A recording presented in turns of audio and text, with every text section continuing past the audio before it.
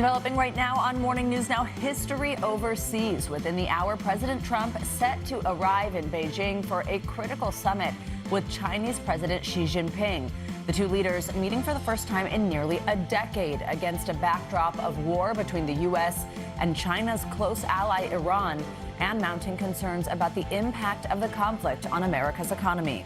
The only thing that matters when I'm talking about Iran, they can't have a nuclear weapon. I don't think about American financial situation. I don't think about anybody. We'll take you to Beijing for more on the visit and what's at stake.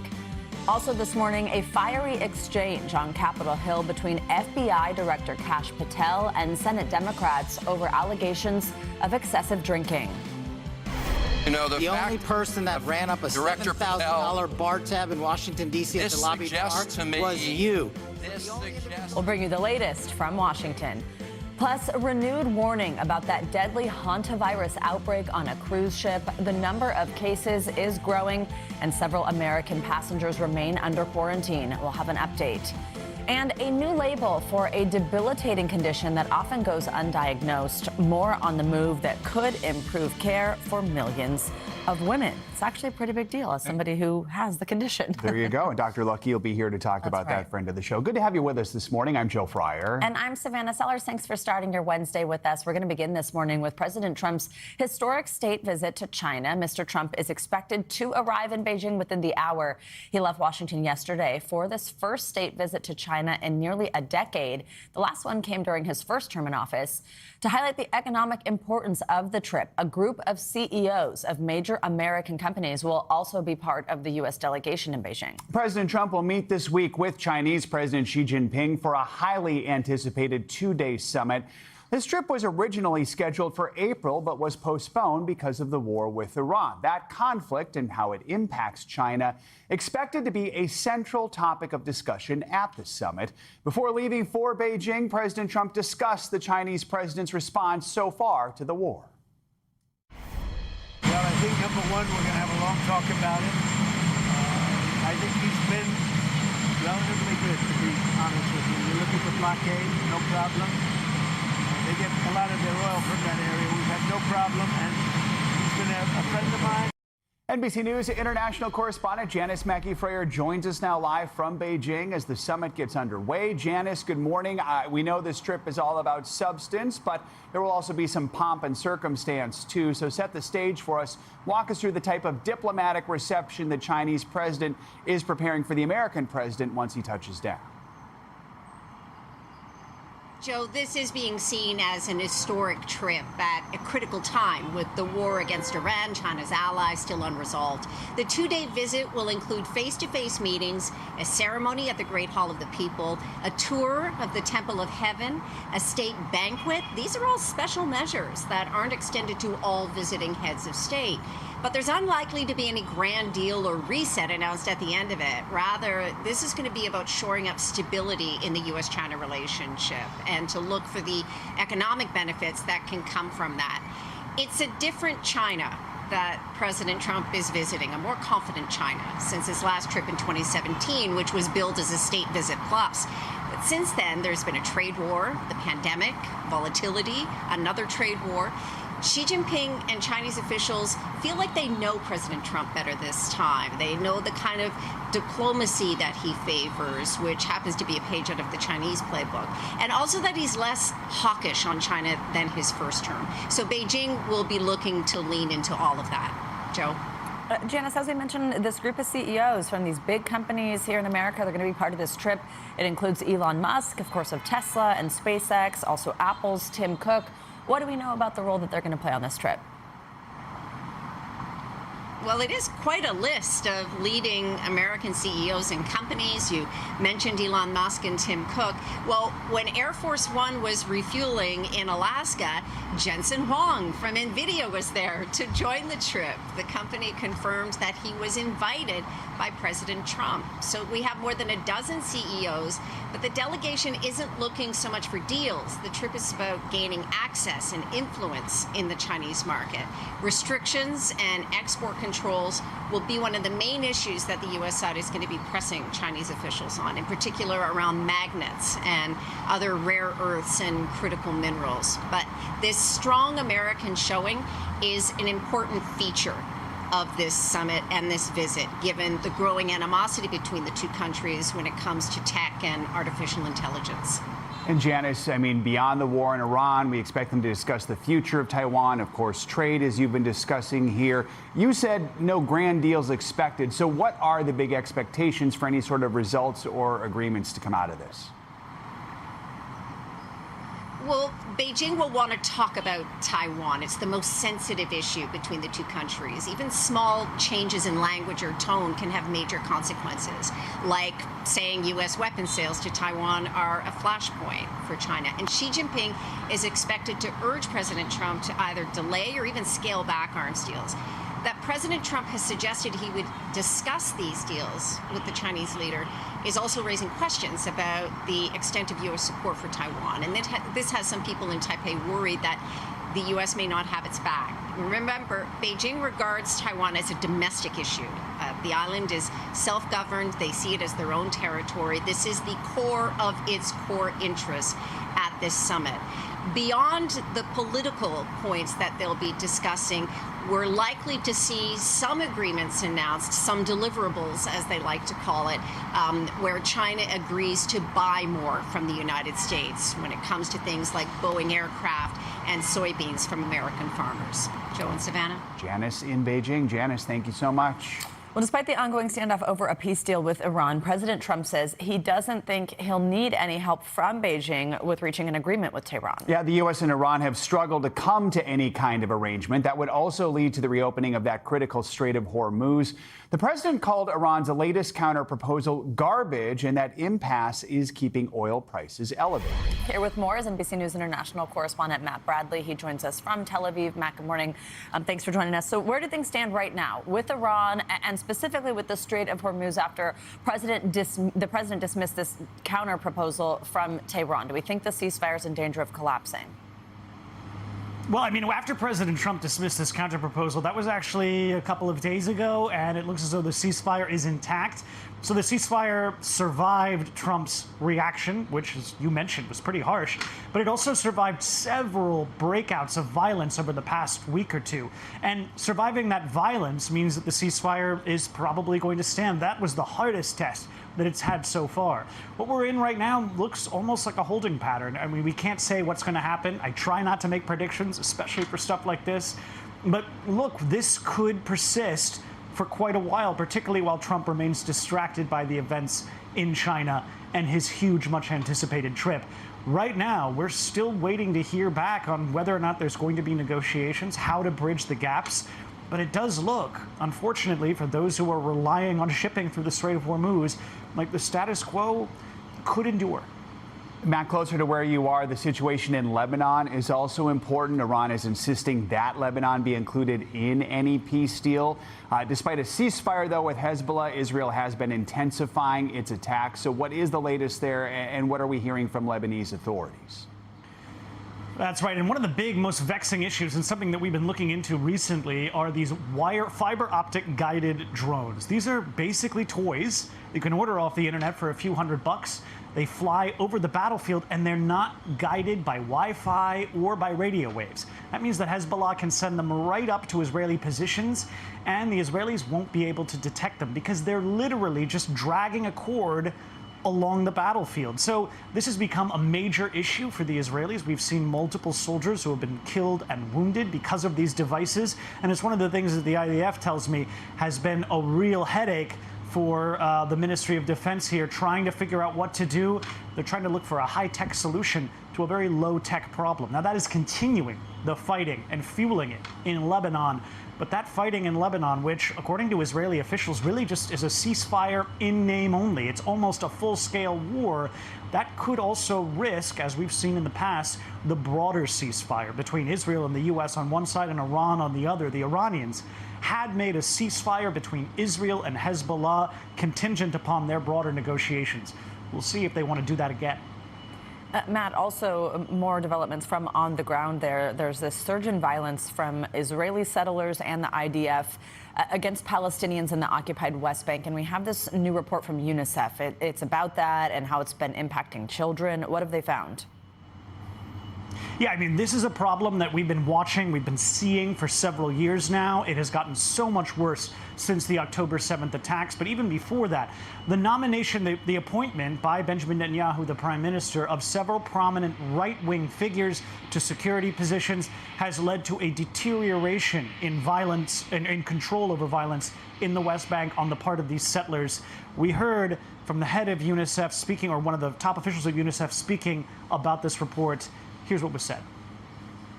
Between January 2025 and today, at least one Palestinian child has been killed on average every single week in the occupied West Bank, including East Jerusalem.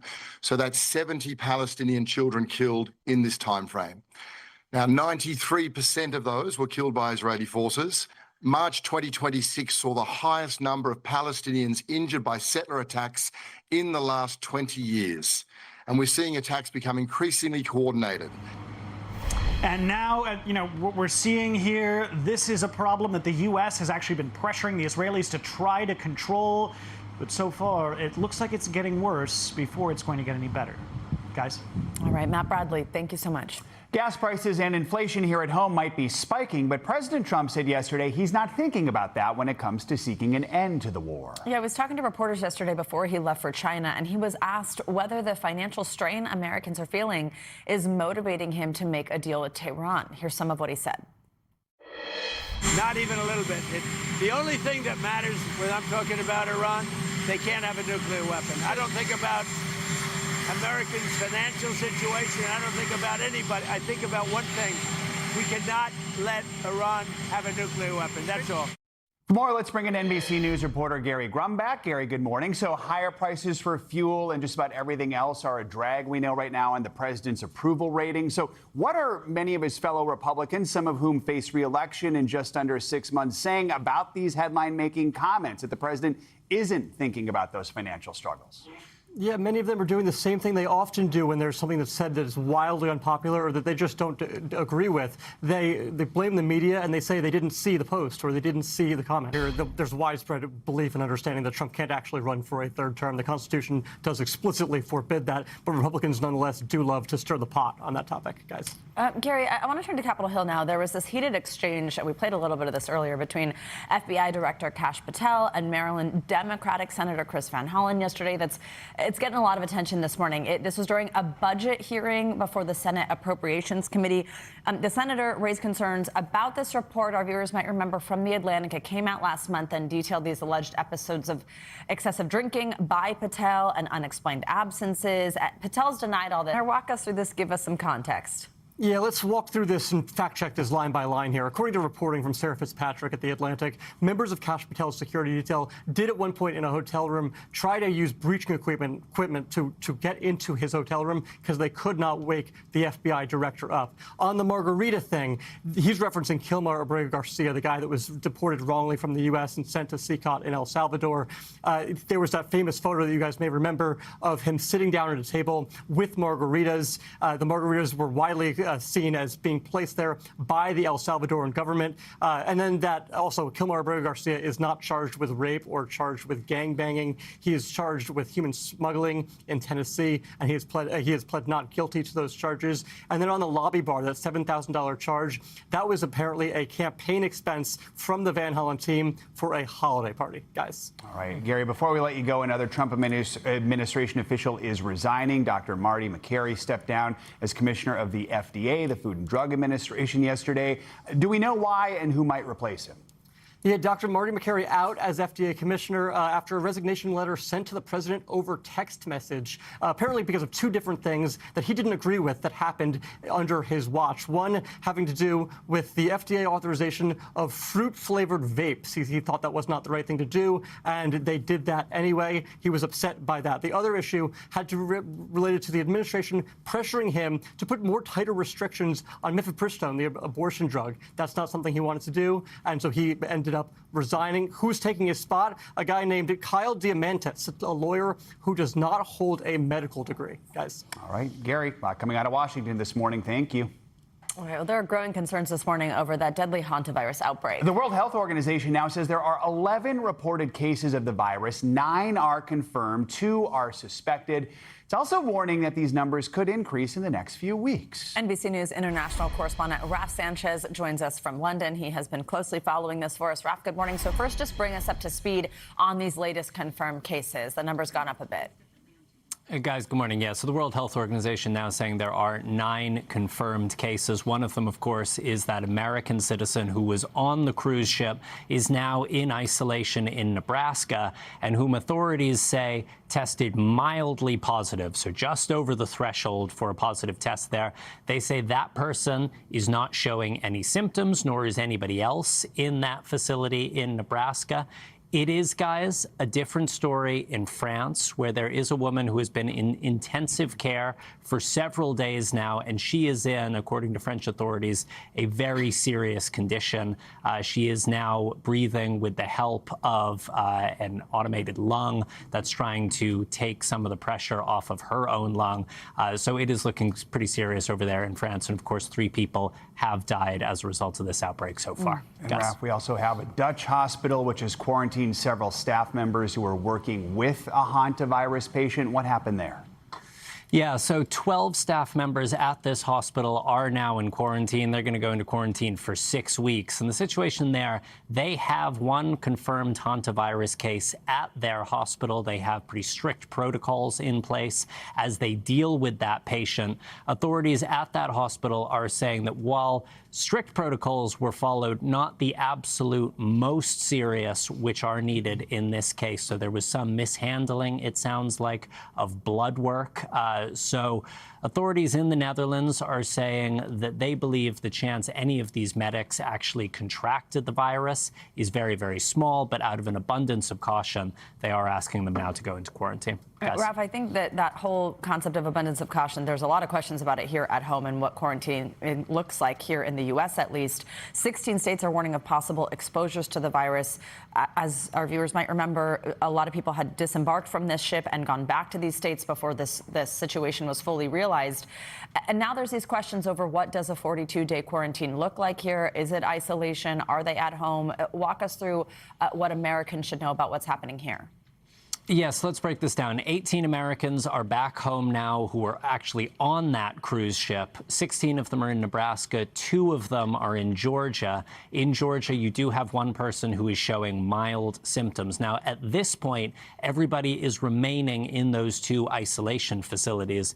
But at some point, in the coming days, potentially, people who have been testing negative, who aren't showing any symptoms, are going to be allowed to go home. Now, they're not just running wild when they go home. They're being asked to stay at home. They're being asked to coordinate with local and state health authorities. But understandably, this is potentially concerning for people if you know that someone who is on that ship is coming back to your community. So this is something that we're going to be monitoring across the country for a couple of weeks now. Raf, clearly lots of questions about the people on the ship, but also questions about the ship itself. So what's next for that ship? Ship is en route to the Netherlands. It's expected to get there on Sunday. It's going to dock at the port of Rotterdam. Rotterdam is a port with a lot of experience dealing with ships where there have been outbreaks. There was a neurovirus outbreak on a cruise ship a couple of years ago. It went into the port of Rotterdam. And guys, as you can imagine, it is going to get the deepest of deep cleans. There is going to be a lot of disinfecting. And you have 25 crew members who are still aboard the ship sailing it home. And they will, of course, go into their own medical procedures once they arrive back in the Netherlands. Guys. All right, Raf Sanchez covering a lot for us. Thank you so much. We have got some good news in the forecast this morning. Imagine that. We kicked off the week with frost and freeze, but now it's about to warm up. Angie Lastman's here with the good news forecast. Angie, good morning. Hi, guys. Good morning. Yes, the east, of course, has been running cooler than normal over the past couple of days. We're going to see that change, but meanwhile, the west still boiling. We've got potential records on deck through the day today, and you can see some of these locations taking a run at the 90s. We've got Salt Lake City expected to hit 90 degrees. Grand Junction, 93, will potentially tie at least a record in Denver today with a high of 90. That heat, of course, causing some problems when it comes to fire conditions. We've got these fire alerts that are up and down parts of the west, stretching across the plains and the Rockies and down across parts of the southwest. And again, we've got the heat in place and we've got the other ingredients as well. We've got a critical risk specifically across parts of the northern Rockies that I want folks to watch for through the day today. Some really strong winds and that low humidity, along with, of course, those really warm temperatures. All the ingredients are there, not to mention we've got these dry thunderstorms that can have lightning with them. And that, of course, just the spark that we need to start those fires, which can, of course, rapidly spread with those ingredients. Meanwhile, we've got this next round of rain kind of working across parts of the Northeast and into the Mid-Atlantic and across the Appalachians today. This is going to leave us with some wet weather through the day today. The farther north you are into New England, you'll likely see that. But anywhere across New York or Pennsylvania, you'll likely see some unsettled weather today, and a couple of those stronger storms anywhere from Virginia to New York. So having the umbrella with you is going to be a good idea today. That rain, as we get into tomorrow, still sticks around across New England. The good news is we need it. It's going to be beneficial rain across this region, especially this time of year, but we will see cooler and breezier conditions kind of settle in, at least for tomorrow, for parts of the Northeast. Meanwhile, as we look to this afternoon and evening, we've got the chance for some of those thunderstorms to fire up across parts of the northern Rockies, the wind gusts, the hail, even the tornadoes on the table across parts of this region. So heads up for folks there. And then we'll see kind of another round of that, but a much smaller area tomorrow as we look across parts of the plains, Wichita, Salina, Kansas, all included in that here for this afternoon and evening, guys. And we'll pick up maybe an inch or two here by the time we get through Friday across parts of New England. That, of course, as I mentioned, beneficial rain that we need. There you go. We need the rain. We need the rain. And we need the sun. Exactly. On it. Thanks, Andy. Appreciate it. Much more to come here on Morning News. Now, later this hour, it's a major move that could impact millions of women. We're going to tell you how a name change for a debilitating condition could change the way it's treated. Up first, though, after the break, controversy at one of Europe's biggest pop culture competitions. We're going to tell you about the protests at this year's Eurovision Song Contest. That's next. Welcome back. More people, of course, are starting to consider buying hybrid or electric vehicles, and now especially as gas prices continue to climb here in the U.S. But some of the world's most popular and most affordable electric vehicle brands are not available here. They are Chinese-made EVs. Some people say they're just as good, if not better, than the EVs we produce here in America. Well, with the president set to arrive in China, we are taking a look at that product. NBC Nightly News anchor Tom Yamas test drove one to find out. We're about to do something few Americans have ever done. Drive a Chinese electric vehicle. What's so special about this? Why is the world going nuts over this car? In the U.S., we say bang for the buck. This is probably as good as you can get in terms of bang for the buck. Lei Xing is a Chinese-American podcaster and consultant covering the auto industry. Is that massage? Yes. Right away, you notice the luxury and the features. This vehicle is from a company called BYD, Build Your Dream. China's dream is to use cars just like these to conquer the auto industry. The pitch is simple, a luxury vehicle with no sticker shock. If you could buy this car in America, how much would it cost? So $25,000 here, you add about $10,000, $35,000, still a pretty good deal. And some BYD vehicles go even lower, less than $12,000. You can't get this in the U.S. right now? No. There's no way? No.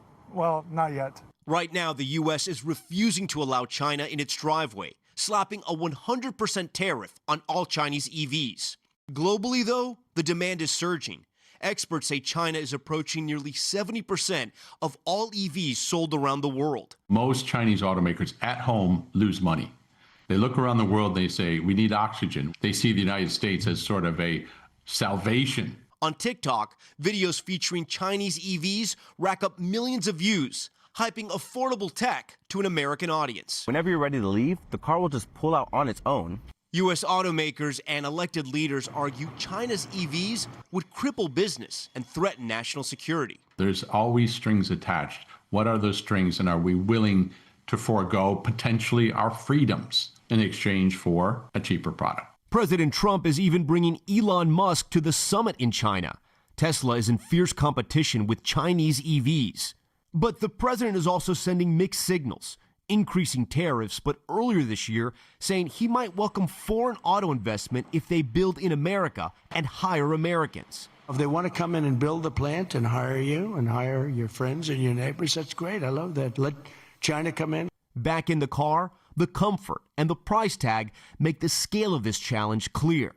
The question may no longer be if these cars are coming, but how much longer the American market can keep them at bay. Tom Yamas, NBC News. Coming up, more than just a letter change, a debilitating condition known as PCOS, now being called PMOS. When we come back, care for millions of women. You are watching Morning News Now. We are back with what some doctors are calling a game-changing update for millions of women living with a fairly common hormonal condition. I'm one of those women. Polycystic ovarian syndrome, better currently known as PCOS, but it's now being renamed PMOS, or polyendocrine metabolic ovarian syndrome. Doctors say the new name better reflects the condition's wide-ranging health impact and could improve diagnosis and care. The World Health Organization says up to 13% of reproductive age women are affected by the condition, but an estimated 70% of people who have it remain undiagnosed. For more on what this means for millions of women, let's bring in Dr. Lucky Seekon. She joins us now. She's a double board certified REI and OBGYN at RMA of New York Fertility Clinic, and also the author of the fabulous book, The Lucky Egg, and also the doctor that diagnosed me with PCOS. Dr. Seekon, good morning. It is always so lovely to have you. And I'm sure it is not a surprise to you that I have so many questions for you about this. So let's just start with why this needed to be updated. What do these new letters, these new words represent here? What does it mean about the condition? I think it's so much deeper than words. And as a fertility expert who diagnoses PCOS, now we're calling it PMOS, every single day, even in women who are coming to me for unrelated things like wanting to explore egg freezing, it is vastly underdiagnosed, and a huge part of that is the name, right? It's such a misnomer because the word cyst makes people feel like in order to meet the criteria for diagnosis, their ovaries have to look a certain way. But this is a condition that extends far beyond the ovaries. It's a full body, full system disorder that encompasses insulin resistance and metabolic issues. And as you've experienced firsthand, it's something that goes underdiagnosed for years for the vast majority of women. Yeah, I mean, doctor, I remember, like I said, you were the one who diagnosed me, and I had pretty classic symptoms, actually, and many of them that had been going on, like, literally since middle school. And when you said it to me, you were like, nobody's ever said this to you? And they hadn't. And there'd been so many different doctors that I'd seen for, like, pieces of the puzzle, and it had never come together to give me that diagnosis. Why does changing the name help that? Like, what is it that this does for doctors that could change that? I think it's going to encourage physicians to look at the whole patient, not just their menstrual cycle and whether that's irregular, but do they have signs or symptoms in their own health history or even their family history of insulin resistance? And what could that mean, not just for their fertility, but their overall longevity and cardiovascular health down the line? This is not just about getting pregnant. And I think focusing on the ovarian piece really makes it a thing that a lot of people say, I'm not going to focus on this until I'm ready to start building a family. But it's really something that we should be focusing on lifelong. It's something that's a lifelong metabolic and endocrine condition. And I think this new name really reflects that. And tell us some of the symptoms of now PMOS. So a lot of it's driven by higher insulin levels that can cause your ovaries to overproduce testosterone. So you'll often hear about acne, oily skin, facial hair growth, male pattern baldness or hair thinning, difficulty losing weight despite doing all the right things lifestyle-wise. And it can cause irregular cycles or absent cycles at all, meaning, you know, if you're not ovulating, it can make it a lot harder and less efficient to get pregnant. What are treatment options for this? So it really depends on the goals. If your goal is to get pregnant, we have to focus on restoring ovulation. And that might mean focusing on correcting insulin resistance and using medications that will force your ovaries to listen to the signals that the brain is sending to the ovary to get it to ovulate. If you're not trying to get pregnant, it's all about fixing the quality of life issues and trying to lower those testosterone levels, and also protecting your heart health in the long term, and really adhering to a certain type of lifestyle that will help combat that insulin resistance through diet, exercise, and sometimes the help of medications like metformin. Dr. Lucky Sikhan, so interesting here how much of a difference just this one letter changing could really make. Thank you for joining us this morning. Always good to see you. It's a big win. Thank you. Staying with health news, time for our weekly medical checkup. This morning, some good news for us bookworms and why reading may actually help slow aging. Plus, we have new research into how weight loss drugs like Wegovy, like Zepbound, they may help fight cancer. NBC News medical contributor Dr. Natalie Azar is here with more. Let's start with that one right there. Yeah. So weight loss drugs like Wegovy, like Zepbound, what could be the benefits for breast cancer patients? Yeah, so we've been really interested in the topic of whether GLP-1s can reduce the risk of cancer, mostly by potentially causing weight loss, which we know obesity can be associated with certain cancers. So this study looked at women who had a diagnosis of breast cancer and had prescriptions for GLP-1s and followed them for roughly 10 years from the time of their diagnosis. And what they found is that individuals, women with breast cancer who were taking GLP-1s were 65% likely to die overall from any cause, and importantly, had a 56% lower risk of recurrence. The question here is, why is that happening? Is it just as a function of weight loss? These women had obesity and type 2 diabetes, or is there some mechanism that's independent from the weight loss? And this is an area of really exciting research. A randomized controlled trial would need to be done to really say that this effect was from the GLP-1 itself. My doctor's orders are, if you are, well, anyone, obviously with a weight issue, yes, please seek out treatment, but specifically for breast cancer, if you're a breast cancer survivor, have a conversation with your doctor if you're either overweight or obese or have type 2 diabetes. Ask about your options, because I think this is a really exciting area of research and maybe another reason to be started on these medications, independent of just what we now know they're FDA approved for. It is just crazy how much we're still learning about these drugs. Oh, yeah. It's like every week we've got a new story here. Okay, let's talk about high blood pressure. It's something that so many adults deal with. And this new study, I'm not sure, it doesn't really sound like a surprise, but it seems like exercise can help control it. Yes. Seems like a general healthy activity. What I like about this study was that it was looking at multiple different types of exercise. So most doctors will prescribe aerobic exercise to reduce blood pressure. This is something that we've known for a long time, or running and walking briskly, that all can help.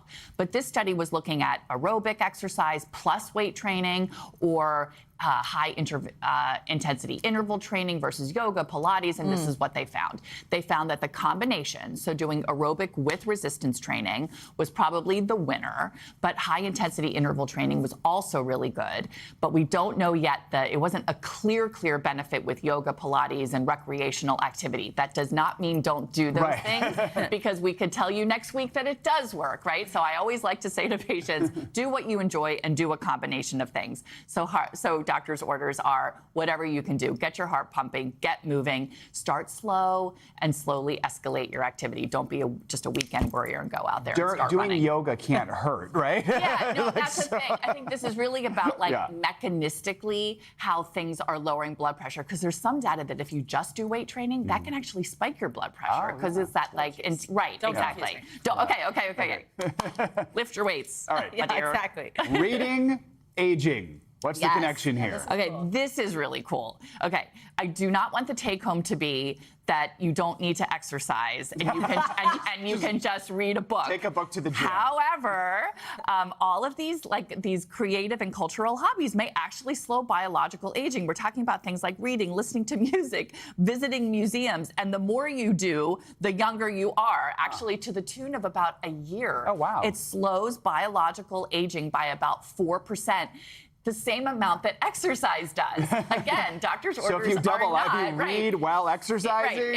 Instead of exercising, go to a museum? No, but do both. But I love this, because all these biohacking and wellness and longevity. Here are things that we already do. It's not a supplement. Right. Doctor's orders, find what you love, take the time to relax, still exercise. Maybe run to the museum? I don't know. But anyway, I love this, because it really shows that doing these creative activities reduces stress, and that can ultimately, be really helpful for ourselves as we age. And then you get extra time to read. So there you go. There you go. Yeah, you have one extra year of reading. My husband always makes fun of me, but I read. It's so good. On an incline. Okay. Thanks. Double whammy. Good for you, Savannah. Thank you so much. You bet. Coming up, we're continuing to follow the developing news out of Beijing. Yeah, any moment now, President Trump is set to arrive for that historic summit with China's President Xi Jinping. We will get an update after the break. This is Morning News Now.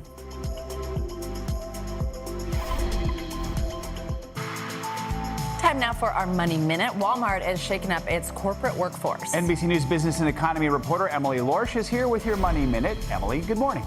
Good morning. That's right. And to a source familiar with the matter, the changes are affecting the product and global tech divisions. The source telling NBC News these layoffs and relocations are a result of restructuring at Walmart that's been taking place since the company's new EVP of AI, product, and design came in. In a statement, a spokesperson saying this is because of, quote, organizational structure and alignment, not handing over more tasks to artificial intelligence.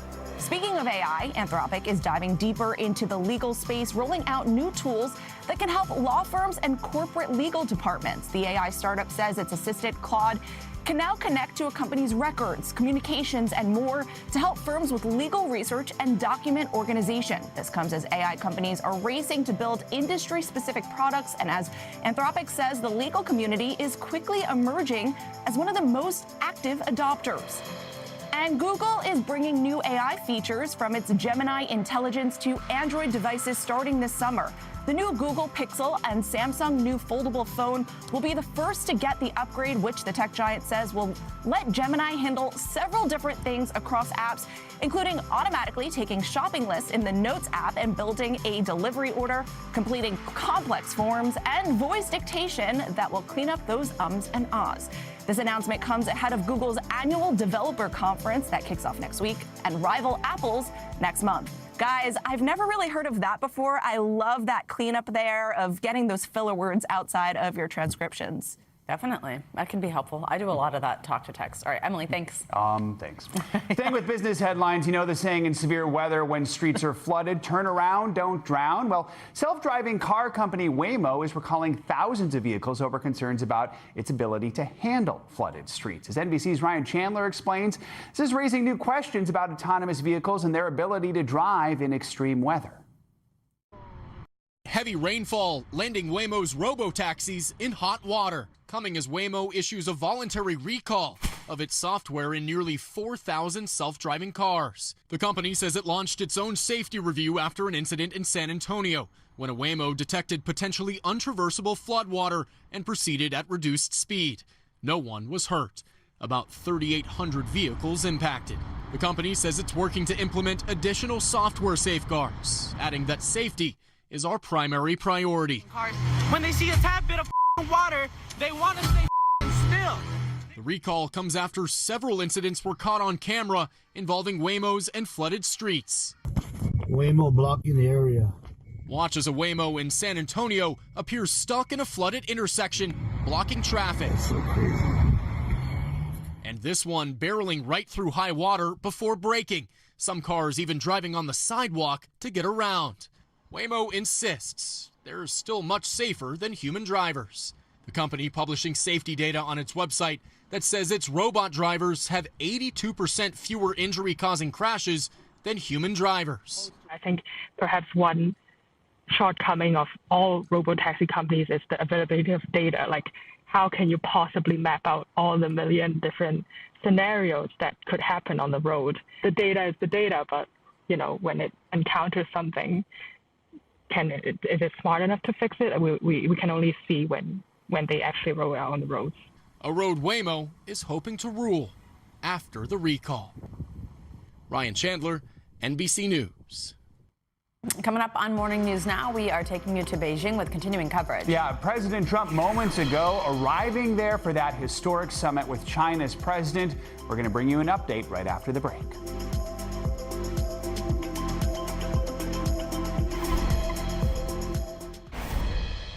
We're back now with more of our top story, President Trump's highly anticipated state visit to China. Yeah, we're taking you live now. These are live pictures in Beijing as the president is arriving to what is going to be this two-day summit with Chinese President Xi Jinping. This is President Trump's first state visit to China since his first term in 2017. The ongoing war in Iran and the future of trade between the nations are expected to be front and center during this summit. As we watch Air Force One taxiing the runway there, let's bring in NBC News international correspondent Janice Mackey-Freyer, who is live with us again in Beijing. So, Janice, just before 8 p.m. now, where you are, walk us through what we can expect during these first few hours of the president's trip as he gets set to meet with his Chinese counterpart tomorrow morning, local time. Well, there'll be a short welcome ceremony at the airport, and then the two-day visit will have face-to-face meetings. There'll be a ceremony at the Great Hall of the People. He'll tour the Temple of Heaven, which has been closed to tourists for the occasion. There'll be a state banquet. These are all elaborate measures that are not extended to all visiting heads of state. At the end of the talks, there's unlikely to be any big deals announced. This really is about shoring up stability in the U.S.-China relationship. They're both looking for the economic benefits that could come from that. This relationship no longer just about tariffs. The rivalry now touches technology, artificial intelligence, national security, supply chains, Taiwan. These are all issues expected to be on the agenda. Joe and Savannah. This was actually originally set to take place last month. It was pushed back, though, because of the war in Iran, one of those major things on this agenda for this trip. The Trump administration, actually, we understand, spent weeks trying to persuade China to influence Iran regarding the Strait of Hormuz, getting that opened back up. Well, President Trump claims he has Iran, the way he put it, is very much under control. But how much is at stake for both sides here? How do we see that particular sticking point playing out in this conversation? Savannah, the summit will have this air of crisis management to it, as well as diplomacy with the Iran war still involved. President Trump could look to leverage China's influence as the world's largest buyer of Iranian oil, as well as a major economic player across the Persian Gulf, even though he says he's okay with the more hands-off approach that China has been taking with the conflict so far. The president also wouldn't want to appear to be coming to Beijing to see his chief competitor for help to end the conflict. For Xi Jinping, the core priority here is stability, preventing a wider conflict that could disrupt energy supplies and shipping routes. Beijing does have leverage with Tehran, but they also don't want it to dominate this summit. It's not so often that U.S. presidents come to town. But behind closed doors, these talks will likely focus on oil markets and whether China is willing to quietly pressure Iran. But Xi Jinping is also going to be careful to not appear too aligned with Washington on Iran. And we're seeing the stairs being pulled up to Air Force One and people taking their places on the tarmac for the welcome ceremony that we're told is going to last between 5 and 7 minutes. There's the door opening. The Chinese dignitaries who are gathering on the tarmac will include Han Zhang, who is the vice president of China, Xie Feng, who is the ambassador for China to the United States, and Mao Zhaoshu, who is an executive minister of foreign affairs. The first meeting with Xi Jinping will be tomorrow morning at about 10 o'clock local time. That's when President Trump will be welcomed at the Great Hall of the People, very ornate building. There will be a lot of pomp and circumstance, the sort of reception that President Trump has been talking about. You may recall earlier this year he was saying that it was going to be a wild one when it comes to Beijing, and that it's going to be a time like this city has never seen before. It's certainly security that the city doesn't see very often. There have been a lot of closures and a lot of measures that have been taken to ensure the president's security. Janice, as we wait for the president to emerge from Air Force One, we're reminded it has been nearly a decade since we've seen this specific scene play out for this president. Remind us what took place during that 2017 summit and just the state of U.S.-China relations since then. Joe, it's a different China that President Trump is visiting. It's, I would say, a more confident China since his last trip in 2017. Back then, it was billed as a state visit plus. Chinese officials feel like they know President Trump a bit better this time, and they know that he's been less hawkish on China than in his first term. And globally, we've also seen the mood shift. President Trump has reshaped the way that the U.S. practices foreign policy, which has been a worry to a lot of allies in the region. And at the same time, China has been extending and expanding its global influence, with Xi Jinping looking to present China as this stable alternative to the United States. So the optics of this summit will be highly scrutinized. Both leaders are looking to project strength, and they both want to be able to walk away with headlines. Janice, walk us through what we will see in this welcome ceremony there when the president does exit Air Force One, which is what we're waiting for right now. Well, it won't be the full pageantry that we'll likely see tomorrow when he goes to the Great Hall of the People and is welcomed in Tiananmen Square. Once President Trump appears and starts to deplane, there's the expectation there will be a red carpet that will be rolled out. There will be likely some flowers, and there will be the greetings from the Chinese delegation. He won't meet President Xi Jinping until tomorrow. This evening, he's going to be greeted by Han Zhang. He is the vice president of China. Xie Feng is the ambassador for China to the United States. He has made the journey from Washington himself to be able to welcome President Trump. And the other dignitary is from the foreign ministry here, an executive minister of foreign affairs named Ma Jiaoshu. We can see part of a welcoming ceremony taking shape on the tarmac. It appears that there's probably going to be some cheering. Young people who will be greeting President Trump as he comes off the plane. And as we know, there are more than a dozen CEOs of American companies that have joined President Trump for this trip, including Elon Musk, Tim Cook, the CEOs of Visa, Boeing, Citigroup. And a late addition to the party was Jensen Huang, the CEO of NVIDIA, who had not been invited at first, and because of all of the media attention around it, President Trump apparently called him, and he joined up with Air Force One on the tarmac in Alaska. So Jensen Huang is also on board. So these are some very heavy-hitting CEOs, giants of American business, who are a feature of this trip. It's not that they're coming here looking for deals or agreements. They really are looking to expand the access and influence of American businesses here in the Chinese market.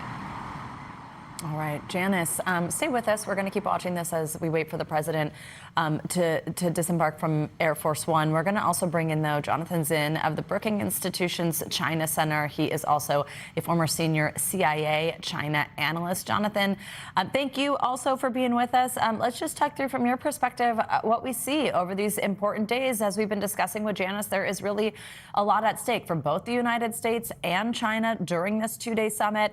The war in Iran, the future of Taiwan, of course, big topics to be discussed. What are you going to be on the lookout for as this trip gets underway? Yeah, I mean, I think the main thing that we should be on the lookout for in this meeting is just what we're seeing right now. I think the focus is really going to be on the optics and on the pageantry surrounding this meeting. And I think a lot of people in Washington, myself included, actually have very low expectations for the substance of this meeting, even given all that's at stake. Right. I think there's a number of reasons for that. I think that from the Chinese perspective, there is an emphasis on stability, but it is a fragile and shallow stability. I think what Beijing is really looking for from this meeting is to continue to buy time and space from U.S. pressure. Right. And I think that in and of itself, if they're able to extend the truce in the trade war / supply chain war that the two leaders arrived at the last time they met in Busan, that is a win for Beijing.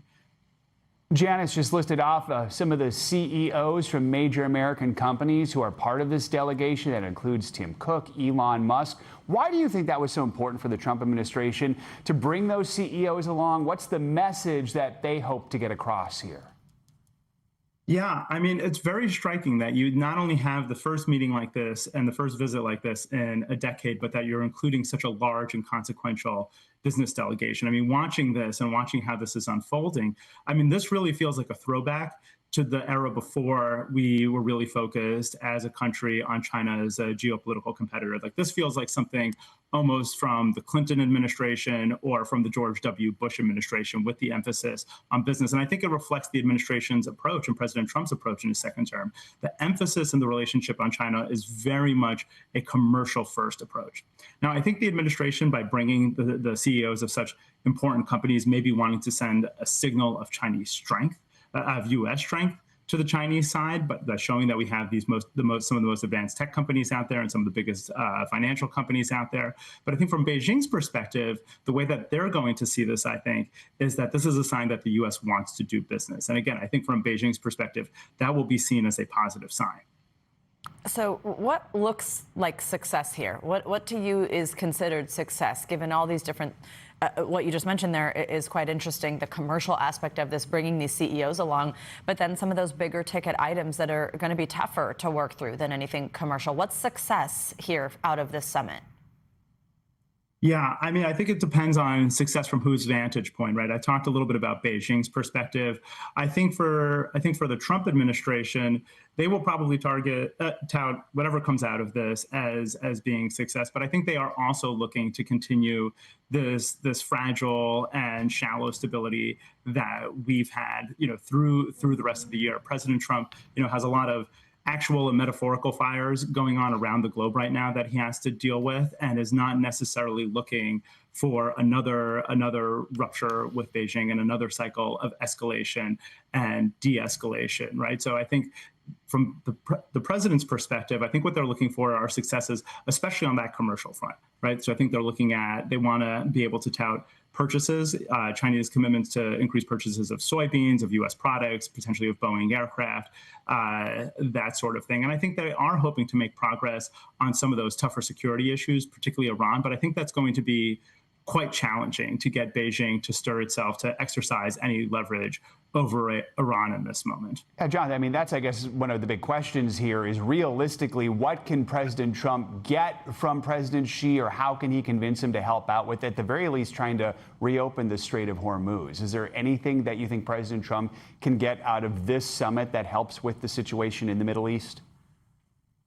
I think it's going to be challenging, because I think President Xi is going to be very reluctant to lean too heavily on Iran. And I think what's really interesting is not just this meeting, but how Beijing has choreographed this meeting, right? Just a week ago, Iran's foreign minister visited Beijing, which allowed Beijing to shore up its relationship with Iran, to whom it hasn't, provided too much support up to this point without offering them much. But it also positions President Xi to deflect U.S. pressure, right? Because Beijing, throughout this conflict, has said that they want the Strait of Hormuz reopened, right? And what it does is it equips President Xi, when this point comes up with President Trump, to say, yes, we've said publicly and we've said to the Iranians that we want the Strait of Hormuz open. And I think that's going to be the name of the game. They're going to try to deflect U.S. pressure as much as possible. And I think this kind of highlights the underlying dynamic in this meeting, right? Which is that what Beijing wants to do is find the minimum price point to appease President Trump and prevent another round of escalation with the United States. So the goal is really to do as little as possible to try to mollify the president. If you're just joining us, we have just seen Air Force One land in Beijing ahead of this summit between President Trump and Chinese President Xi Jinping. We are waiting for President Trump to exit that plane. You could see there a little welcome ceremony that is set up on the runway there. About 300 Chinese youth, along with a military honor guard, a military band, and several dignitaries, including the Vice President of China and the U.S. Ambassador to China. And here's the president exiting the plane now, going to come down those steps to this particular ceremony that we're going to see here. Jonathan, we had just had Janice explain to us tomorrow is really where we'll see a lot of that pomp and circumstance, when he actually meets with Xi Jinping, when the two of them are together. But walk us through what we're going to see here in this moment, and just how significant it is, the president stepping onto Chinese soil. Yeah, I mean, as your colleague said up, I mean, this is the first time we've had a U.S. president visiting China in nearly a decade, right? And President Trump was the last one to make this trip back in 2017. So this is fairly momentous, just the mere fact of the trip actually happening, right? And it is a shift in the overall tenor and vibe for the U.S.-China relationship, because after that trip in 2017, you of course had the trade war with Washington. between Washington and China. And then throughout the Biden administration, whenever there were encounters between the two presidents, it was always in third countries, right? I think there was a real hesitation on both sides to engage in this kind of reciprocal visit, especially since the relationship was in such a tense period, right? So again, I think this really shows a shift, and again, almost back to an earlier era in some ways, it feels like, in the U.S.-China relationship. I mean, I think what's different now is that beneath the surface and beneath the pageantry, you do have a lot more contestation behind this, under the hood. There is real tension behind the surface, and I think in both sides, in both Washington and Beijing, I think what everybody is waiting for is when does this moment break and we return to a more competitive approach between the two sides and greater tensions. Jonathan, that pageantry, this welcome ceremony, just a few minutes long, but small things like this can have a big impact, especially for President Trump, who I think appreciates pomp and circumstance. Walk us through, even something like this can be so important in setting the stage for this summit. Yes, I think, by definition from the Chinese perspective, these meetings are supposed to be positive, right? Because they want to have that positive atmosphere, and they want to position their leader to have a positive meeting with President Trump. And I think, as your colleague indicated, they have been dealing with and thinking about how to engage and deal with President Trump for a decade now, right? And so I think they understand that this can have an outsized impact on President Trump, on his mindset as he comes to Beijing and as he walks into the room tomorrow with Xi Jinping, right? I think they really want to emphasize that positive spirit going into a meeting like this, and have really put a lot of emphasis on this. The other thing I would say, having staffed some of these meetings myself in the past, is how exquisitely Beijing prepares everything. They are meticulous. I mean, they really march through every blow-by-blow step in and really micromanage. Janice, let's bring you back in here. We've just seen the president, of course, exit the plane. I'm about to get into this vehicle. Walk us through what we see next. Remind us tonight and tomorrow morning what we will see from the president as well as from Xi Jinping. Well, President Trump will get into the Beast and will roll along the highway from Beijing's airport to the hotel where he's staying at the Four Seasons. It's quite close to the U.S. Embassy. And then tomorrow morning, around 10 a.m. local time, he will head toward the Great Hall of the People, which is on the western side of Tiananmen Square. There's going to be a ceremony in the square to welcome the U.S. president, and then the meetings begin. He will be face-to-face with Xi Jinping for most of the morning, and then they will do a walking tour together of the Temple of Heaven. It's a beautiful 15th century structure. They've closed it to tourists for the day for this very occasion. And then later there will be a state banquet, and then into Friday the meetings continue. Tea and lunch at Zhongnanhai. This is the center of power for Chinese politicians here in Beijing.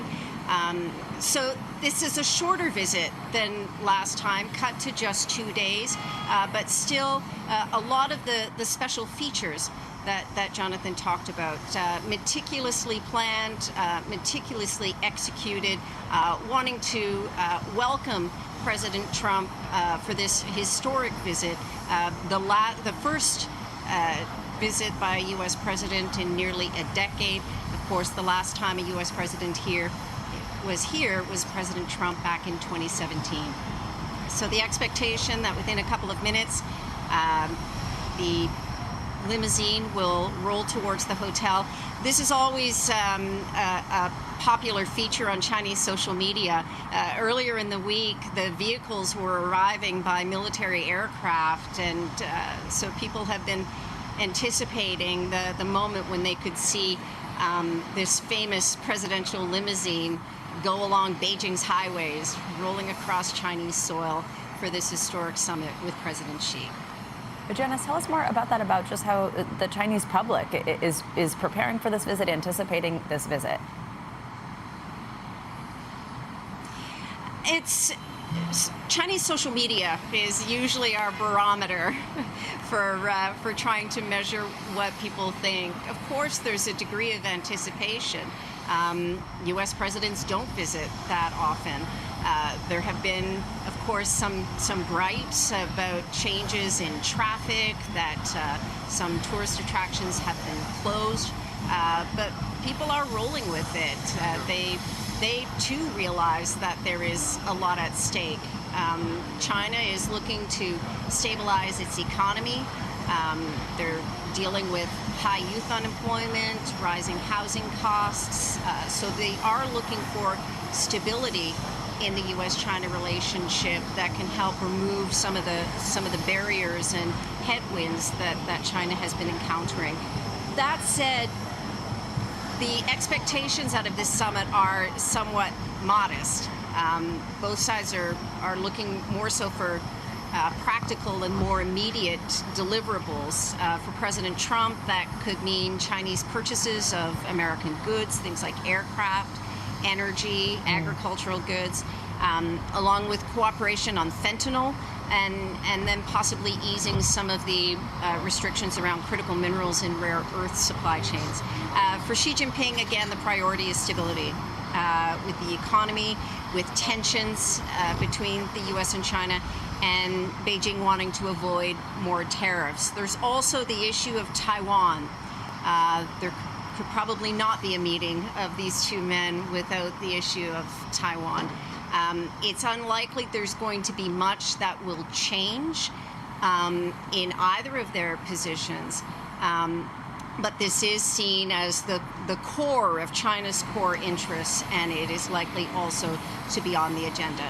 So there we see the motorcade rolling away toward the hotel as this historic summit is officially underway. A reminder, it is 8 p.m. in Beijing, while it is 8 a.m. here in New York. Our day is beginning. The day there in Beijing is ending. The president, no doubt, going to be battling some jet lag. He tries to get a good night's sleep ahead of this summit tomorrow. Janice and Jonathan, thank you both for walking us through this moment as the president touches down in Beijing. Let's get to another big story back here at home. Mounting anxiety this morning over that deadly hantavirus outbreak. Now more states are reporting additional people may have been exposed. Minnesota, Kansas, and Washington are now among the 16 states warning of possible exposures. Meanwhile, we are getting a closer look at what life is like inside those quarantine units as the first American to test positive speaks out. NBC News correspondent Maggie Vespa joins us from the University of Nebraska Medical Center in Omaha, where several Americans remain under strict isolation. Maggie, good morning. Hey there, as these potential exposure numbers rise, officials in a growing number of states are scrambling to reassure the public, stressing this is not another pandemic in the making. Meantime, we are hearing more from those in isolation here, including a doctor who himself was on that cruise ship and tested positive. This morning, ripple effects of that deadly cruise ship outbreak spreading nationwide. 16 states now reporting potential hantavirus exposures, including Minnesota, Kansas, and Washington state in just the last 24 hours. Health officials say most of the cases involve people who left the ship before the outbreak was identified or others who traveled with exposed passengers. They add all are asymptomatic and isolating at home. 18 Americans who were on that ship remain in quarantine, including Jake Rosemarin, who tested negative. We have a dresser and a fridge, a smart TV. Posting videos from inside his isolation room and speaking out on Today. If anything happens, we have the medical attention that we need. An Oregon doctor described by health officials as mildly positive, also speaking out.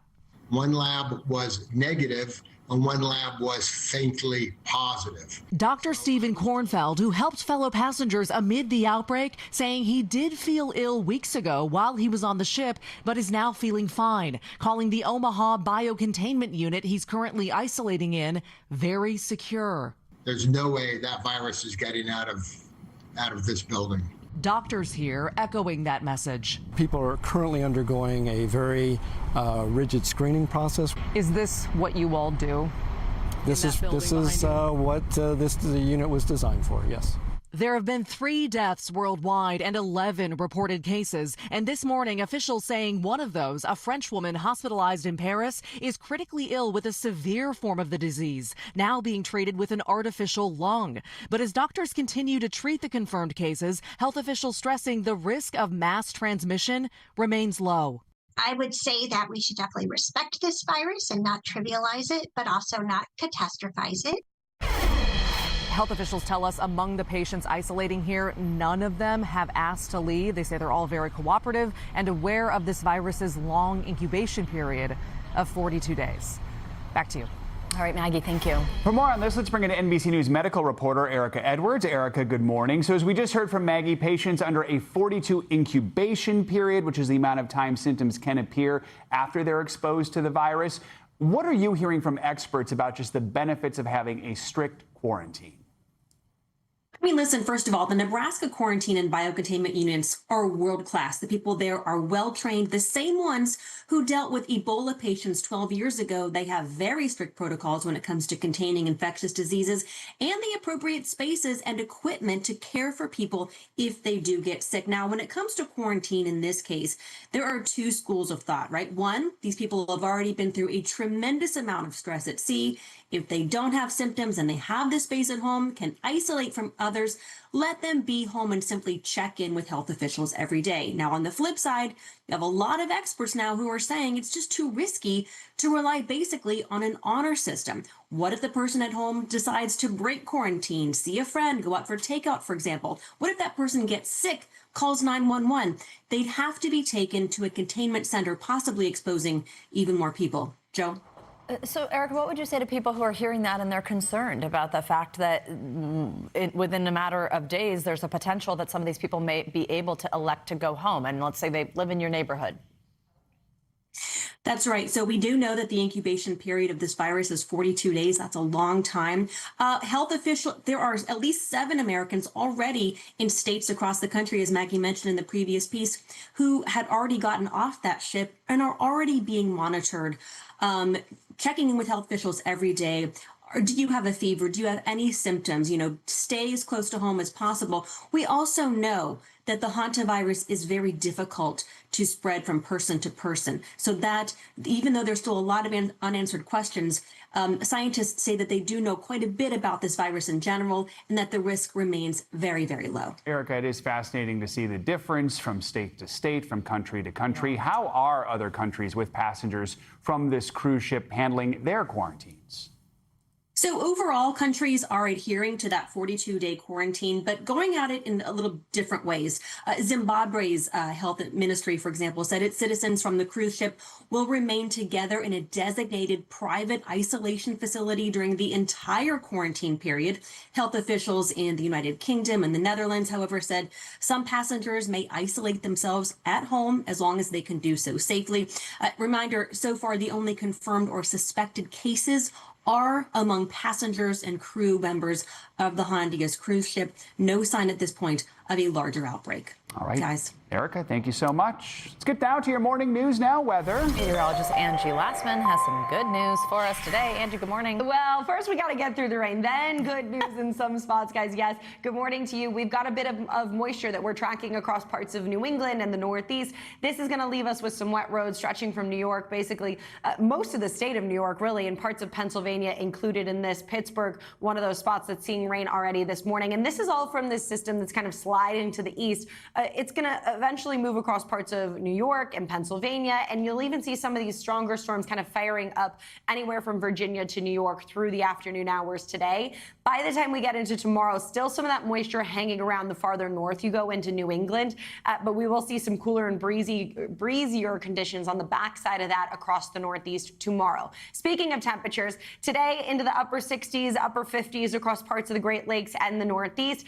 Big difference if you look look out to the west, where we've got 91 on tap for Denver today, 96 for Las Vegas, high 90s in Tucson. That heat works a little farther to the east tomorrow to include parts of the Midwest. So Des Moines gets into the upper 70s, Tulsa mid 80s. We'll still see the cooler than normal conditions across parts of the east. So New York City, 66 degrees for your high tomorrow, 76 in Atlanta. So still running a little below normal, but that widespread warmth does work its way to the east by the time the weekend comes around, guys. Richmond, 92 degrees on Sunday. New York City, 85 on Sunday. And I don't want to hear anybody complaining about the heat because it has taken us a bit to get there. And our friends out west have really been kind of stuck in the heat for a prolonged period. So we're excited. Thank you. Yeah. You're invited back. Thanks. More to come on this hour of Morning News Now, including why some ICE agents might soon walk alongside soccer fans at this year's FIFA World Cup here in America, set to kick off in just a few weeks. First, after the break, pressure and pushback overseas. Britain's Prime Minister Keir Starmer insisting he is still the man for the job, even as his own Labour Party rebels against him. More on that next. We're back with some political drama unfolding in the UK. Prime Minister Keir Starmer is facing mounting pressure to resign after a disastrous election for his Labour Party last week. Dozens of Labour MPs are calling on Starmer to stand down. So far, he has resisted. NBC News international correspondent Raf Sanchez has the story. British Prime Minister Keir Starmer fighting for his political survival in the face of a growing revolt by members of his own party. I know I have my doubters. And I know I need to prove them wrong, and I will. Starmer led his Progressive Labour Party to a crushing defeat in local elections last week, losing votes to both the far left and the far right. And now nearly 100 of his own members of parliament are calling on him to resign. It's time for us to look for new leadership. Is it over for Keir Starmer? But the Prime Minister defiant, gathering his cabinet secretaries at 10 Downing Street to talk about Iran. He's been in office less than 2 years, but failed to kickstart Britain's sluggish economy. He also made the disastrous decision to appoint Peter Mandelson as the UK's ambassador to Washington. Mandelson was known to be a longtime friend of Jeffrey Epstein, but the depth of that friendship was only fully revealed in the Epstein files. Starmer fired Mandelson, who was later arrested on suspicion of misconduct in public office, according to London's Metropolitan Police, after appearing to send the convicted sex offender confidential UK government documents. He was later released, has not been charged, and denies wrongdoing. I should not have appointed Peter Mandelson. I take responsibility for that decision. And I apologise again to the victims of the paedophile Jeffrey Epstein. But the scandal has badly weakened Starmer, who's faced ridicule from President Trump. This is not Winston Churchill that we're dealing with. And on the new British version of SNL. Oh, golly. Well, what if Donald shouts at me? The UK has churned through 6 prime ministers in the last 10 years, a period of unprecedented political chaos. And it may soon be looking for a 7th. And the big question now is whether Starmer's opponents can get the 81 members of parliament they need to trigger a leadership vote. More than that number have already called on him to go, but they're divided over when that leadership vote should happen and who should replace him. Thank you, Raf. Well, let's stay overseas. Princess Kate touched down in Italy just a short time ago for her first foreign trip since announcing her cancer is in remission. The princess was greeted with a royal welcome, including cheers from some of her youngest fans. The 2-day visit will focus on early childhood education and community programs. NBC News international correspondent Molly Hunter, she is following Princess Kate. She is there. She joins us now from the north of Italy. Molly, buongiorno.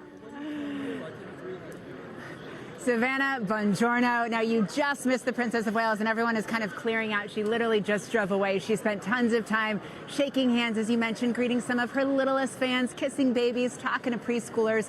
But this trip is a big deal for Kate. It is a milestone. It's being billed as a fact-finding mission, and Italy is just the first stop on what promises to be a global journey visiting these inspiring and innovative early education programs. Take a look. This morning, the Princess of Wales back on the global stage.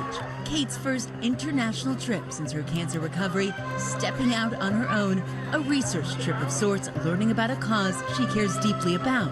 Thousands of people have packed the square. People are hanging out the windows, and you can see her right here meeting some of her littlest fans. It really shows that she's taking the next step. She's ready to step up a gear. Reggio Emilia, a historic city in northern Italy, transformed education after the Second World War, pioneering the Reggio Emilia approach. It's a community-based approach, and so Kate has come here to see it in action, to learn about it from the trailblazing women who started it, and to learn how elements of it can be applied elsewhere. Focusing on early childhood development has become Kate's most important public work. The time for action is now. Back in 2021, the future queen launched the Royal Foundation Center for Early Childhood. The best investment for our future health and happiness is in the first 5 years of life. It's something she's been working on for a decade and a half, and she feels ready and really enthused to take this further and spread her message around the world. And last week in London, her foundation unveiled new tools for parents, caregivers, and educators. Make that easier for families. It's here in these less formal environments. Was that fun? Yeah? Are you playing games with Mummy? The mother of three is always in her element. Hello. Have you just come out of school? Connecting with kids on their level. This is what Kate is so good at. Hello. And these moments are at the heart of what she's building. Last November, in one of her first major speeches since announcing her remission, the princess told business leaders, Imagine a world where each of these environments were built on valuing time and tenderness. An ambitious mission guiding her return to the spotlight, a return complete with royal glamour, from garden parties to red carpets and state visits. And now a new book, Kate, out this month by royal author Christopher Anderson, takes a closer look at the princess's journey. She has pretty much called the shots on how she was going to handle her return to public life. It shows how far along Kate has come in her recovery and how she really is re-entering public life in a big way. And the public is thrilled to have her back. Nobody inside the royal family really matches Kate. I mean, she's an original. She brings this familiarity with the life of the common person with her into this role. Comparisons with Diana are obvious. They both have that charismatic common touch. They're both beautiful style icons. And both young mothers, of course. Kate's tight family unit with Prince William always by her side, and kids George, Charlotte, and Louis supporting her during these recent challenging years. Out of darkness can come light. Now the 44-year-old stepping into her next chapter, mission-driven and very much on her own terms. Very much on her own terms. And Savannah, one of the things I found most fascinating was that Kensington Palace really emphasized this wasn't a UK government sanctioned trip. This is something that Kate was passionate about, that she really, really wanted to do. And Kensington Palace also says that we should expect to see a lot more of this and kind of a lot more trips like this of Kate out here solo, really meeting with educators and parents and caregivers who are passionate about the same thing she is around the world. And I am definitely up for more trips like that. Savannah? Yeah, you're going on the Kate tour. We love that for you, Molly. Really cool work she's doing. Thank you. Coming up, a shot of support from one of America's wisest generation. After the breakaway, some grandparents are making their voices heard on vaccines, sharing their stories of a time before modern prevention methods. That's next on Morning News Now.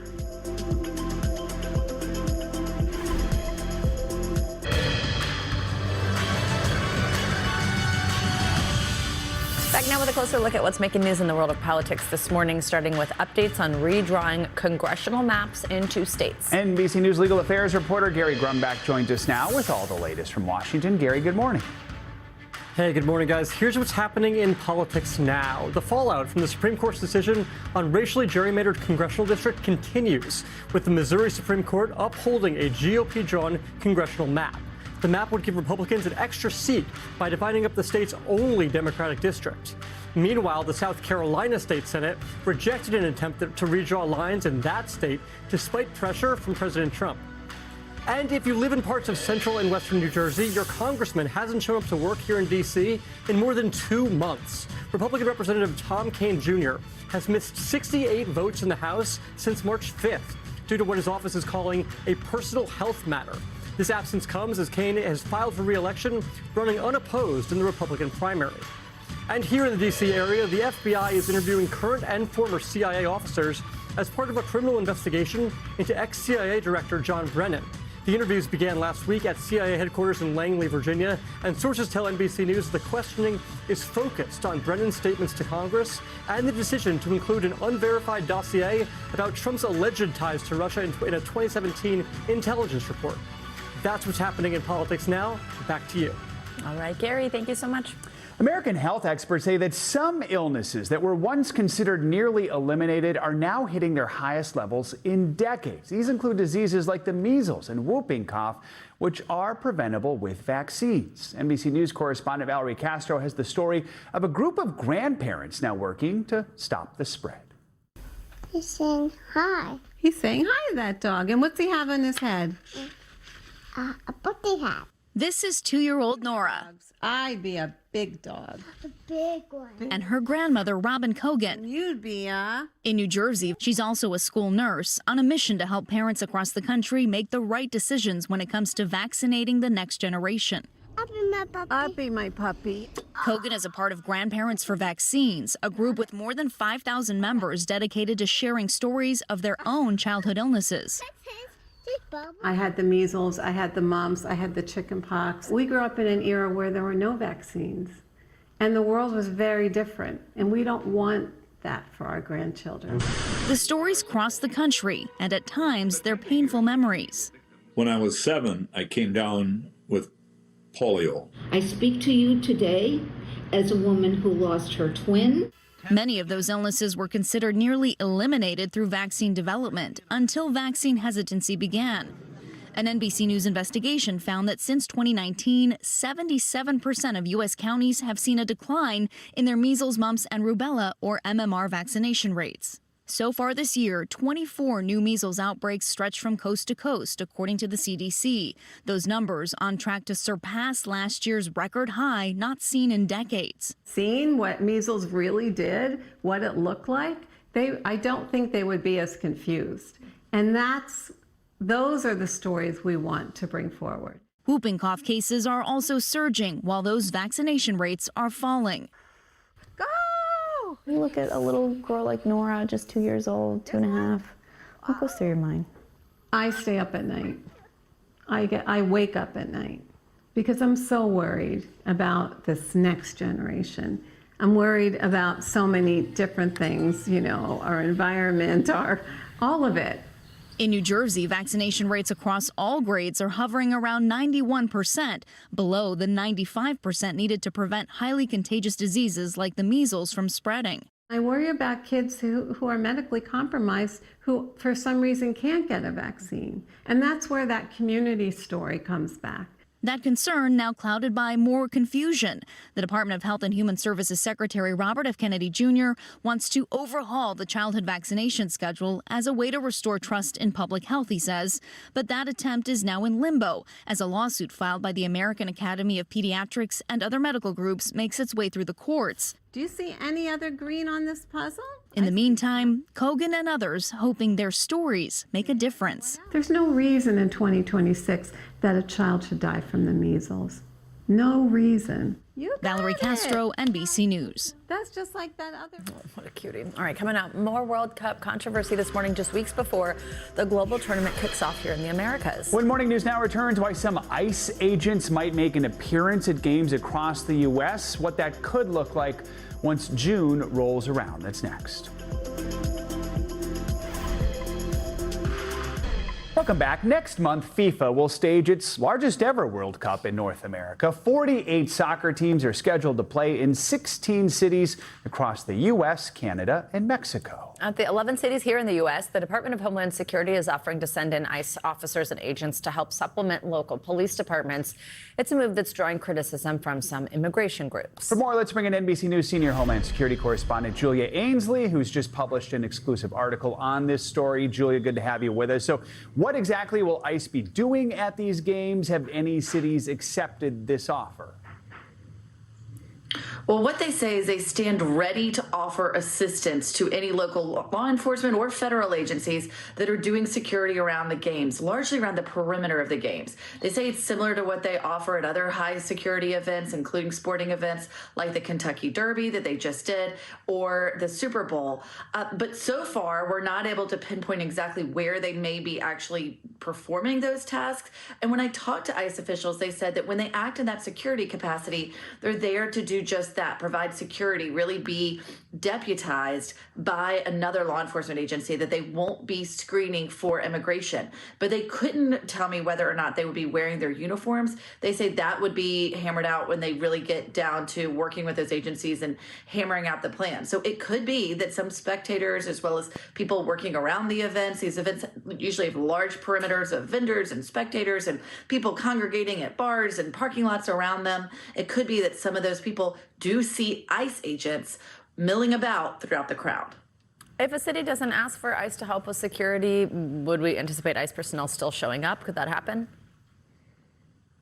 It could if federal agencies do. We know that DHS, they said on an on-the-record statement that they stand ready, that they will be providing security. So it could be that as part of that DHS force that we see agencies like Customs and Border Protection and ICE get called in. Remember, they were able to bring in ICE to help with those long security lines at the airports when TSA agents were calling out during the DHS shutdown. So even if a city doesn't call in ICE, it could be that if DHS has some jurisdiction there, they could bring them in. Julia, we know ICE has generated a lot of fear in some communities over the past year. Has FIFA or even any of the teams weighed in on this? Not yet. Of course, reached out to them for comment. They've been saying that they've been working a lot with the federal government, especially as they want to build those relationships and get any intelligence that the federal government might be collecting about potential threats before these matches. But so far, they have not weighed in on whether or not ICE's presence would mean anything. The other thing is that ICE officials said that they haven't sent out guidance one way or another about whether or not ICE officers could target these games if there are potential targets attending them. But they say that they will not be profiling. And they said that the only people who have anything to worry about are people who are illegally in the country, and that spectators should do everything they can to make sure they get the legal paperwork to come to the United States if they want to see these games. You can read more of Julia's reporting right now on NBCnews.com. Julia, thank you so much. Let's get to some of the latest financial headlines now. This morning, Apple is unveiling some big changes coming to its latest iOS. NBC News business and economy reporter Emily Lorsch is here with your Money Minute. Emily, good morning.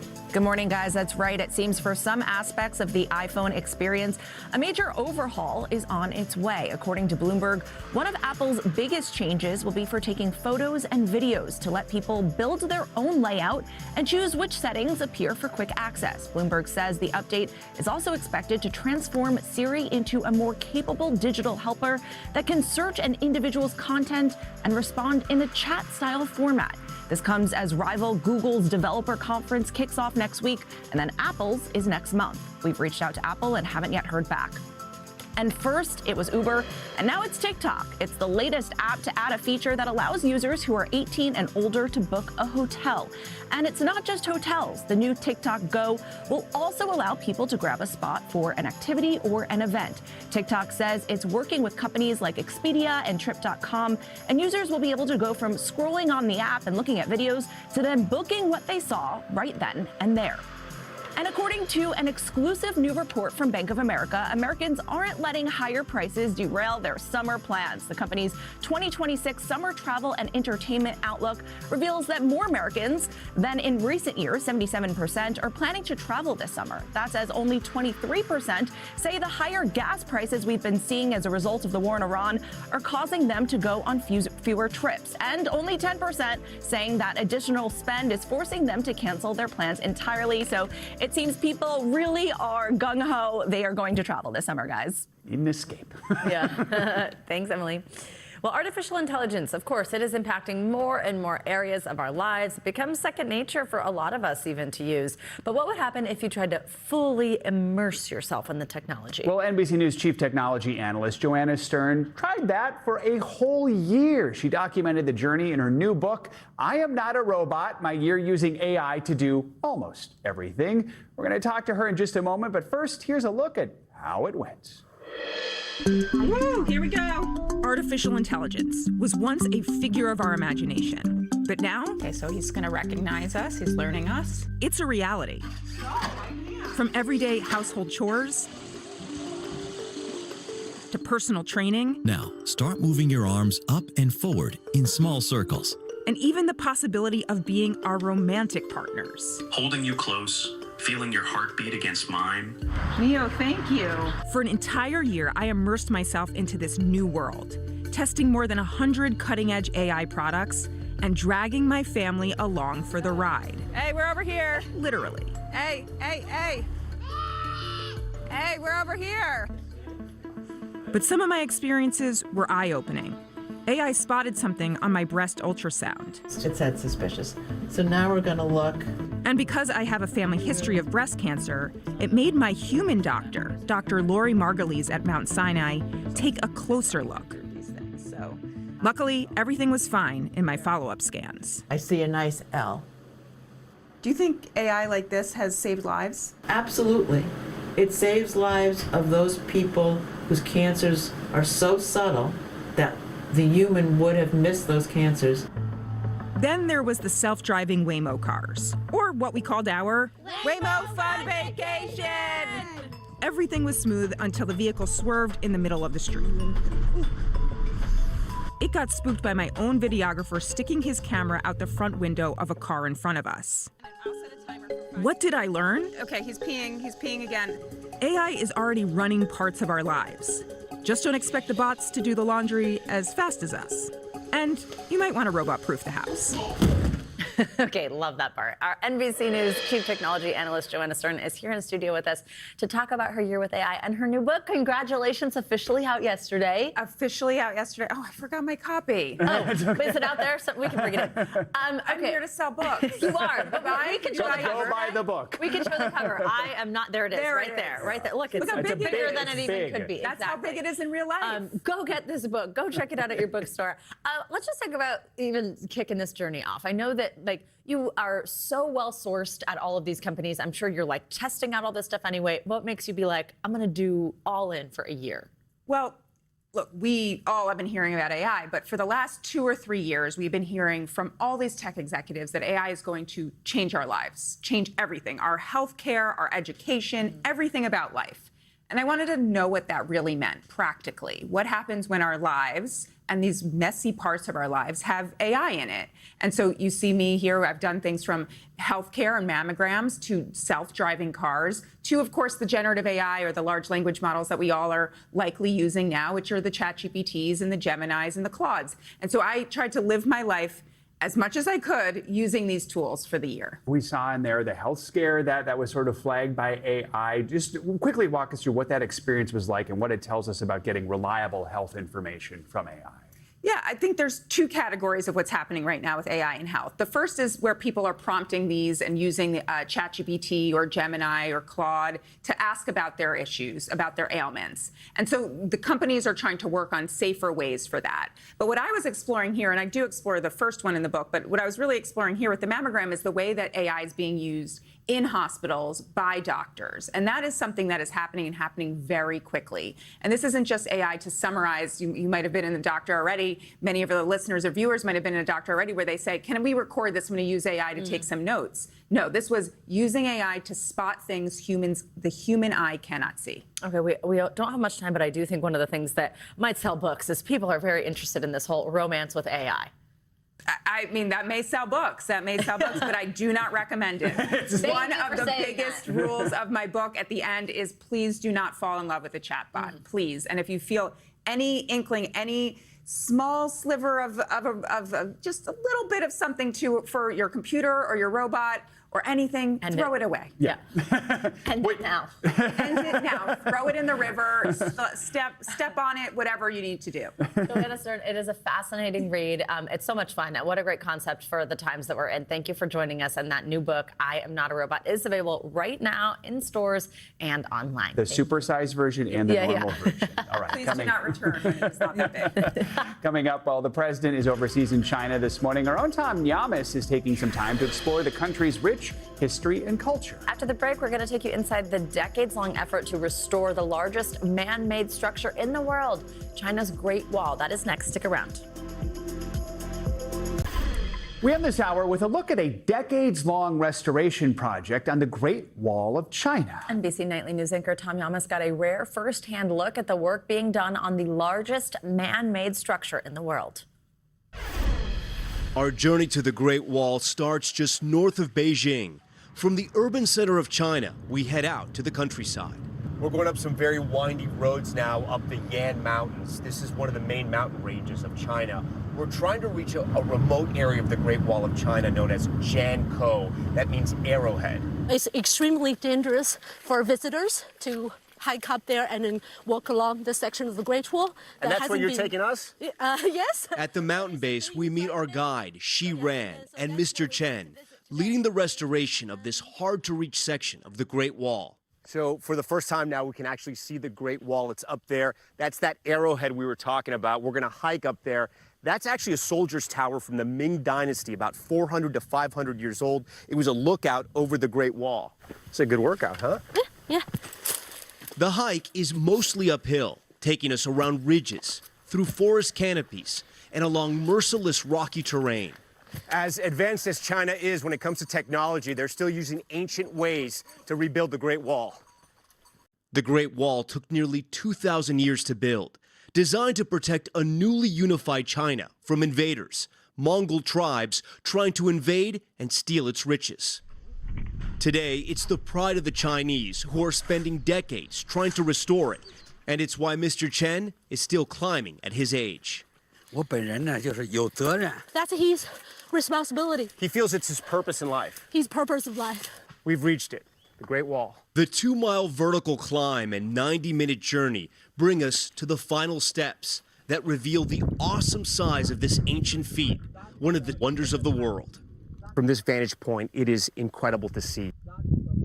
The Great Wall is the longest man-made structure in the world, and to see it from this perspective is incredible. It stretches for miles, thousands of miles. And to think that humans brought these bricks one by one and assembled this, it took centuries, and many consider the Great Wall China's backbone. But at the top, we realize there is so much work to do. The repairs are being done brick by brick. Mr. Chen has already been at it 20 years. So the walls here are 400 years old? Yeah, 456. He knows the work will continue long after he's gone, but says this wall and these bricks are his calling. It's a really representative of the spirit of the Chinese. It's a treasure of the heritage that left behind from the ancestors. Mr. Chen tells me that this wall tells China's story, that the Chinese came together to build it, and they are still building it. It's not just a wall, it's the spirit of this country. Tom Yamas, NBC News. Beautiful and exhausting. Yeah, he said Tom is still there, by the way. Kidding. He is trapped. So, all right, that's going to do it for this hour of Morning News Now. Stay with us, so the news continues in just a moment. We thank you for watching, and remember, stay updated on breaking news and top stories on the NBC News app or watch live on our YouTube channel.